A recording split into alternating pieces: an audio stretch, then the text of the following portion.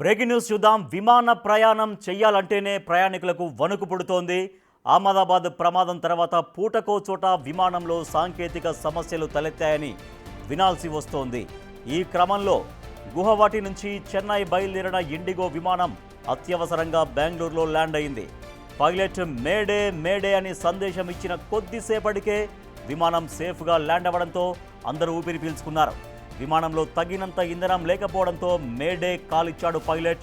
దీంతో కాసేపు నరాలు తెగే ఉత్కంఠ నెలకొంది. చివరికి విమానం సేఫ్గా ల్యాండ్ కావడంతో అంతా ఊపిరి పీల్చుకున్నారు.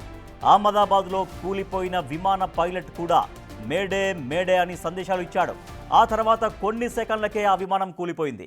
ఇప్పుడు ఇండిగో పైలట్ కూడా మేడే మేడే అని సంకేతాలు ఇవ్వడంతో ఏం జరుగుతుందో ఏమోనని అంతా భయపడిపోయారు.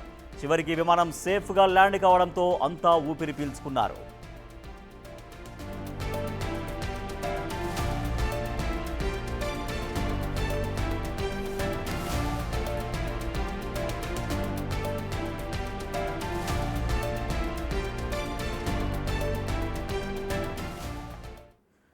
రెడ్డిగా విమాన ప్రయాణం చేయాలంటే ప్రయాణికులకు వణుకు పుడుతున్న పరిస్థితి. అహ్మదాబాద్ ప్రమాదం తర్వాత పూటకో చోట పూటకో విమానంలో సాంకేతిక లోపం తలెత్తిందనేటువంటి వార్తల విషయాలు వినాల్సి రావడంతో విమానం ఎక్కాలంటేనే భయపడిపోతున్నటువంటి పరిస్థితి. సో మరింత సమాచారాన్ని ఢిల్లీ నుంచి మా ప్రతినిధి శివ అందిస్తారు. శివ, సో తాజాగా మరొక విమానంలో ఇదే సాంకేతిక సమస్య. సో పైలట్ దాన్ని సేఫ్గా ల్యాండ్ చేయడంతో ఒక పెను ప్రమాదం తప్పింది. సో ఎందుకు పదే పదే వరుసగా ఇటువంటి ఘటనలే అవుతున్నాయి? దీనిపైన విమానయాన సంస్థ ఏం చెబుతోంది? కేంద్ర మంత్రిత్వ శాఖ ఎటువంటి వివరణ ఇస్తోంది వరుస ఘటనలకు సంబంధించి?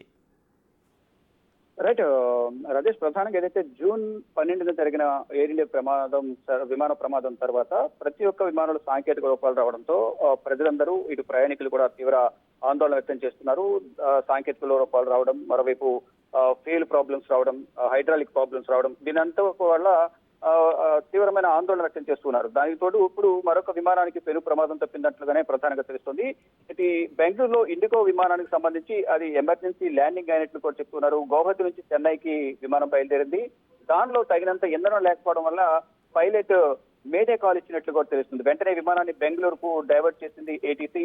బెంగళూరులో సేఫ్ గా ఇండిగో విమానం ల్యాండ్ అయింది. సేఫ్ గా ల్యాండ్ కావడంతో దాంట్లో ఉన్న ప్రయాణికులు కూడా ఊపిరి పీల్చుకున్నారు. ప్రయాణికులతో పాటు అధికారులు అందరూ కూడా ఊపిరి పీల్చుకున్న పరిస్థితి కనిపిస్తుంది. ఇంకా ఈ ఘటన అనేది ఆలస్యంగా వెలుగులోకి వచ్చింది. గురువారం రోజు ఈ ఘటన జరిగినట్లుగా కూడా తెలుస్తుంది. అంటే మొన్న ఈ ఘటన జరిగింది, ఆలస్యంగా ఈ ఘటన వెలుగులోకి వచ్చింది. అంతకుముందు చెన్నైలో ల్యాండింగ్ ప్రయత్నించినప్పటికీ కూడా అక్కడ పరిస్థితులు అనుకూలించలేదని చెప్తున్నారు. ఇక ఆఖరి నిమిషంలో ల్యాండింగ్ నిర్ణయాన్ని మార్చుకున్నట్లుగా కూడా పైలట్ చెప్తూ ఉన్నారు. ఇక వెంటనే బెంగళూరు వైపు ఆ విమానాన్ని తీసుకొచ్చి ఇండిగో విమానాన్ని ల్యాండ్ చేశారు. ఇక మేడే కాల్ అంటే ప్రమాద సమయాల్లో అత్యవసర పరిస్థితుల్లో ఈ మేడే కాల్ అనేది ఎక్కువగా పైలట్స్ ఇస్తూ ఉంటారు. ఇది ఎక్కువగా మేడే కాల్ అంటే విమానాలు లేక ఓడలు లేదా ఇతర రవాణా సాధనాల ద్వారా అత్యవసర పరిస్థితుల్లో చేసే ఒక అంతర్జాతీయంగా దీనిని గుర్తించారు. దీనికి మేడే కాల్ ఇవ్వడం ద్వారా నాకు సహాయం కావాలి, నా ప్రాణాలకు ప్రమాదం ఉంది అని అర్థం వచ్చేలాగా కూడా దీన్ని రూపొందించారు. దీనికి అంతర్జాతీయంగా కూడా గుర్తింపు ఉంది. కెప్టెన్లు లేదా నౌక కెప్టెన్లు ఎవరైతే ఉన్నారో పైలట్లు, నౌకా కెప్టెన్లు రేడియో ద్వారా మేడే మేడే అంటూ కూడా 3 times దీన్ని చెప్తారు. దీన్ని చెప్పిన తర్వాత అక్కడ ఉన్న ఏటీసీ కంట్రోల్ రూమ్ లో ఉన్న వాళ్ళందరూ కూడా దీనికి అలర్ట్ అయి వారికి సహాయం అందించాల్సిన పరిస్థితి ఉంటుంది. మేడే కాల్ విపత్తు లేదా తీవ్రమైన ప్రమాదంలో ఉన్నప్పుడు మాత్రమే దీన్ని అనేది ఎక్కువగా ఉపయోగిస్తుంటారు. ఇది ఒక అంతర్జాతీయంగా గుర్తించబడిన పదం. ఇది సహాయం కోసం అత్యవసర పరిస్థితిని సూచిస్తూ ఉంటుంది. మేడే అనే పదం ఫ్రెంచ్ పదం మేడీస్ అనే పదం నుంచి దీని వచ్చిందనేది ప్రధానంగా చెప్తూ ఉన్నారు.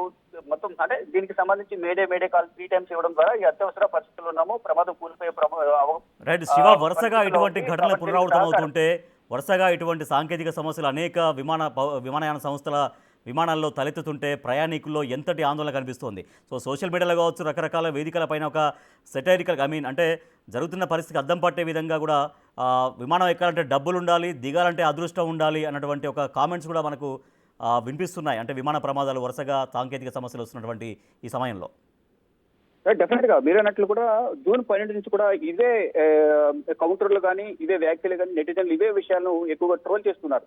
అంటే మీరు అన్నట్లుగా విమానం ఎక్కాలంటే డబ్బులు ఉండాలి, అది గమ్యస్థానాన్ని సేఫ్ గా రీచ్ అవ్వాలంటే అదృష్టం ఉండాలనేది కూడా డెఫినెట్ గా మీరు చెప్పిన మాటలు నిజమని అందరూ కూడా భావిస్తున్నారు. ఇక ప్రధాని కూడా అది కూడా ప్రజెంట్ సిచ్యువేషన్ చూస్తే అలాగే ఉంది. అంటే ఒక విమానం టేక్ ఆఫ్ అయిన తర్వాత అది సేఫ్ గా ల్యాండ్ అవుతుందా లేదని కూడా అనేక పరిస్థితుల్లో అంటే వాతావరణం అనుకూలించకపోవడం కానీ సాంకేతిక లోపాల వల్ల కానీ ఫ్లైట్ సేఫ్ గా ల్యాండ్ చేయడం ఒక్కొక్కసారి ప్రమాదాలకు గురవుతున్న పరిస్థితి కనిపిస్తుంది. దానికి ఉదాహరణ టేక్ ఆఫ్ అయిన 30 సెకండ్స్ లోనే ఎయిర్ ఇండియా విమానం అహ్మదాబాద్ నుంచి లండన్ వెళ్లాల్సిన ఎయిర్ ఇండియా విమానం అక్కడ ప్రమాదానికి గురైంది. దాంట్లో దాదాపు అంటే విమానంలో ఉన్నవారు ఏ విమానం ఎక్కడైతే కూలిపోయిందో ఆ ప్రాంతంలో చనిపోయిన వారు మొత్తం 275 మంది చనిపోయారు. ఇప్పుడు ఆ మృతదేహాలు గుర్తించడం కూడా చాలా కష్టతరంగా మారింది. DNA టెస్ట్ వారు గుర్తించి మృతదేహాలు వారి కుటుంబ సభ్యులకు అప్పగిస్తున్నారు. ఇప్పుడు దహన సంస్కారాలు కొనసాగుతూ ఉన్నాయి. ఇప్పుడు సేమ్ అదే సీన్ అనేది రిపీట్ అయ్యి ఉండేది అనేది కూడా కొంతమంది అనుమానాలు వ్యక్తం చేస్తున్నారు. ఈ విమానంలో దాదాపు 168 మంది ప్రయాణికులు ప్రయాణిస్తూ ఉన్నారు. ఈ ప్రధానంగా ఏదైతుందే విమానం 168 మంది ప్రయాణికులు ఉన్నట్లు తెలుస్తుంది. అదే ప్రధానంగా వీరితో పాటు సిబ్బంది కానీ అందరూ కూడా 168 మంది ప్రయాణికులు ఉన్నారు. వారందరూ కూడా సేఫ్ గా ఇప్పుడు ల్యాండ్ అవడంతో వారంతా సేఫ్ గా ఉన్నట్లుగా కూడా ప్రధానంగా చెప్తున్నారు. ఇక ఈ దీనికన్నా ముందు కూడా ఎయిర్ ఇండియా విమానానికి సంబంధించి కూడా ఇటు అహ్మదాబాద్ నుంచి లండన్ వెళ్లాల్సిన ఒక విమానం 10 గంటలు లేటుగా వెళ్ళడం, మరోవైపు ఇటు లైసెన్సింగ్ సంబంధించి కానీ ఇతర సాంకేతిక లోపాలకు సంబంధించి ఒక ముగ్గురు ఎయిర్ ఇండియా అఫీషియల్స్ ని కూడా DGCA director general of civil aviation కేంద్ర ప్రభుత్వం దీనికి సంబంధించి సీరియస్ గా ఉంది.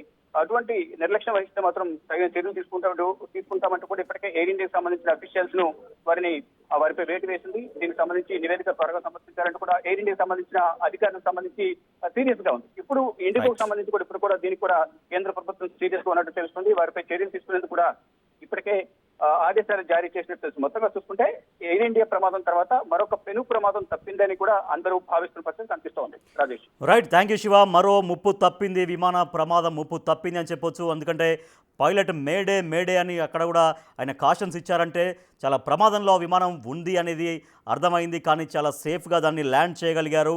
గౌహటి నుంచి చెన్నైకి బయలుదేరినటువంటి ఇండిగో విమానం 168 మంది ప్రయాణికులతో బయలుదేరిన ఇండిగో విమానం దానికి సాంకేతిక సమస్య రావడంతో అక్కడ ఇంధనం సరిగ్గా లేకపోవడంతో మరొక సాంకేతిక సమస్య తలెత్తడంతో బెంగళూరుకి మళ్లించారు. బెంగళూరులో సేఫ్గా ల్యాండ్ కావడంతో 168 మంది ప్రయాణికులు క్షేమంగా బయటపడ్డారు. అహ్మదాబాద్ ఘటన తర్వాత వరుసగా విమానాల్లో ఇటువంటి సాంకేతిక సమస్యలు తలెత్తుతుండడంతో విమాన ప్రయాణం అంటేనే భయపడిపోవాల్సినటువంటి పరిస్థితి. ఈ ఘటనకు మొత్తం గురువారం రాత్రి జరిగింది. కానీ ఆలస్యంగా ఇది వెలుగులోకి వచ్చింది. గౌహతి నుంచి చెన్నై వచ్చింది ఇండిగో విమానం. చెన్నైలో ఓసారి ల్యాండింగ్కు ప్రయత్నించింది. కానీ ఆఖరి నిమిషంలో పైలట్లు తమ నిర్ణయాన్ని మార్చుకున్నారు. విమానం ఒక్కసారి కిందకు దిగినట్టు అనిపించడంతో వెంటనే ల్యాండింగ్ నిర్ణయాన్ని పైలట్లు మార్చుకున్నారు. ఆ తర్వాత వెంటనే విమానాన్ని బెంగళూరుకు మళ్లించారు. కానీ విమానంలో తగినంత ఫ్యూయల్ లేకపోవడంతో పైలట్ మేడే కాల్ ఇచ్చాడు. దీంతో అధికారుల్లో టెన్షన్ మొదలైంది. ఆ సమయంలో విమానంలో 168 మంది ప్రయాణికులు ఉన్నారు. వెంటనే ఎమర్జెన్సీ ల్యాండింగ్కు ఏర్పాట్లు చేశారు. విమానం సేఫ్గా ల్యాండ్ కావడంతో అంతా ఊపిరి పీల్చుకున్నారు. ఎయిర్ ఇండియా విమాన దుర్ఘటన తర్వాత వరుసగా సాంకేతిక లోపాలు, ఎమర్జెన్సీ ల్యాండింగ్లు జరుగుతుండడంతో ప్రస్తుతం విమానం ఎక్కాలంటేనే కాస్త భయపడే పరిస్థితి నెలకొంది.